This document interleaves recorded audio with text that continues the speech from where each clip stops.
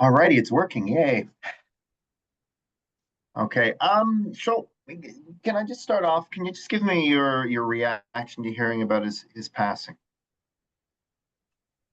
Well, it was sad news. It wasn't entirely unexpected, but it's very sad news. I remember Jeff as a young man when he first came to work with us. He was handsome, good looking, skilled, but above all, he had a good heart. And, one of the things that we looked at Terrace Investments Limited, which was the first parent company of the Senators, and then, of course, later on, when we were developing the hockey team, what we looked for is people who obviously had skills, but we also looked for people who had good heart. And, our theme song, if you remember, Shaun, for bringing back the Senators was Don't Back Down by Tom Petty.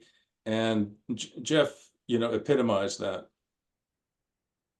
The Can you talk to me a little bit about him? Just the kind of guy he was, involvement in the community, that kind of stuff.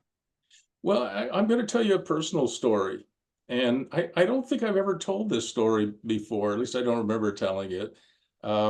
Before we even applied to acquire a National Hockey League expansion franchise, um, Jeff and I would do lots of work together in real estate. And one summer, beautiful summer day, we were walking on this property. We were looking at this property, a potential acquisition. We went into the woods to see the full of the property, and I got stung by a yellow jacket. Mhm. I did not know that I was allergic to yellow jackets. And we walked on another 20 paces or so. And then I felt paralysis coming up my legs and, up my body. And I said, Jeff, I think something's going wrong. And then I fell over. And it was a good thing that Jeff was a former Queen's University football player, because he hoisted me up on his shoulders and ran me out of the woods to his car, drove me to the Queensway Carlton, where they poked me full of adrenaline and said, Mr. Firestone, you're allergic to yellow jackets. You need an EpiPen, which I carry with me at all times now. And, Yeah. and that was the kind of person he was. I mean, he saved my life. We wouldn't have a hockey team today if not for Jeff. Not just that, but many other aspects of his workload was absolutely crucial. And certainly I would have died that day. Wow. Wow. That's nice that he was there. Yeah. And nice that he could carry me out too. Yeah. Can you talk to me a little bit about his community involvement? Charities, that kind of stuff that he may have been interested in. Well, he did a lot of work in the community. I know that he was very active and he was full of energy and that. But for me, most of the stories that I remember today, as I heard the news of Jeff's passing, again involved the work that we did together. And I did want to add another story, if that's okay, Shaun. Yep. And what I wanted to talk about was his reputation amongst our staff was that he was the luckiest person on our staff. If you played poker with him, he was going to go home with your money. And so when we got the expansion franchise, and I can't remember where we were. I think we were in Montreal at the very first expansion draft. And Tampa Bay Lightning and the Ottawa Senators came into the league at the same time. So Mr. Ziegler, who was president of the National Hockey League at the time, came into the room where I was and said, Phil Esposito, who was representing Tampa, was ready to flip a coin, because between Tampa and Ottawa, who was going to get the first pick was just a flip of the coin. And I said to Mr. Ziegler, I said, John, we would like Jeff Kyle to call it. And John looked at me like this. Well, we can't have that. It's a big PR thing. And I said, well, I don't think there's anything in the rules or agreement that says I have to call it. Jeff is going to call it. He's our lucky charm, and he was charming and all that too.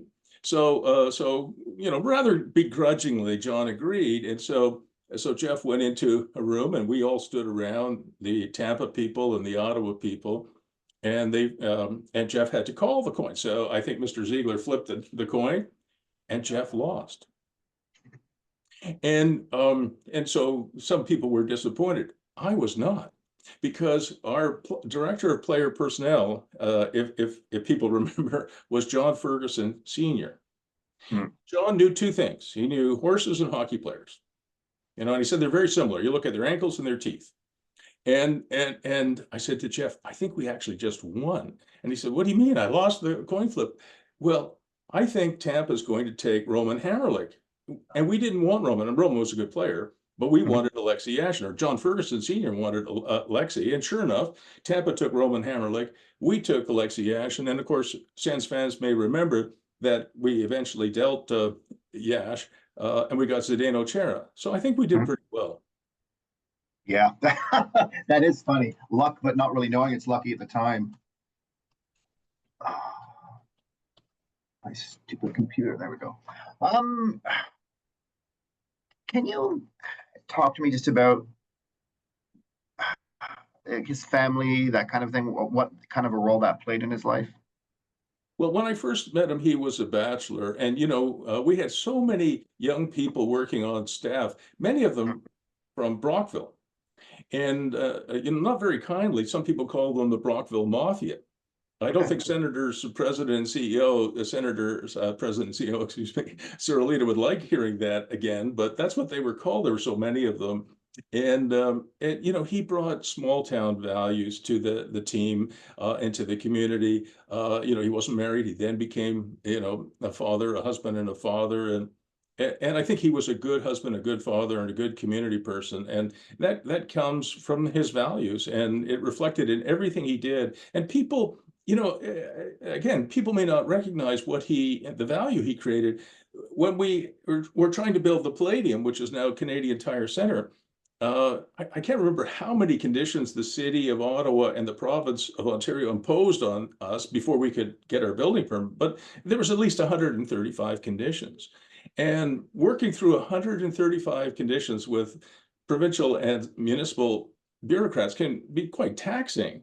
And he used patience and persistence and charm to knock each one off, and then we finally got our building permit. And Jeff was very, very material in doing that. So both as a husband, as a father, as a friend, he saved my life, as I said earlier. He's going to be missed by me and many others. Um, in November, the Senators honored him during the Hockey Fights Cancer game. Yeah. Can you just talk to me about what that means, how important that is, that kind of stuff? Well, cancer has struck very close to my family. And without going into a lot of detail on that, I have some sense of what it's like to live with a cancer survivor, somebody who's been through it 2 or 3 times. Mhm. And living that way, I know Cyril visited him pretty much every day, Shaun. And Mhm. he was very close to Jeff, and I'm sure you're going to talk to him.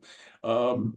But there's no substitute for that good-heartedness. And I think that whole group that I worked with for somewhat for 40 years, had that, and I just can't say anything more. Yeah, yeah. Um, what what kind of a hole is this going to leave in the community? Well, we're all replaceable, every one of us. And I think if Jeff is looking on down now from heaven, and he's gone to his eternal rest, I think he would say to folks, get on with your lives. Live every life to the fullest. Make each day count. And that was his motto while he was ill, before he was ill, and I suspect he would want that for all of us. Get on with our lives. Thank you so much, sir. Well, I really appreciate it, and I'm glad you reached out to me.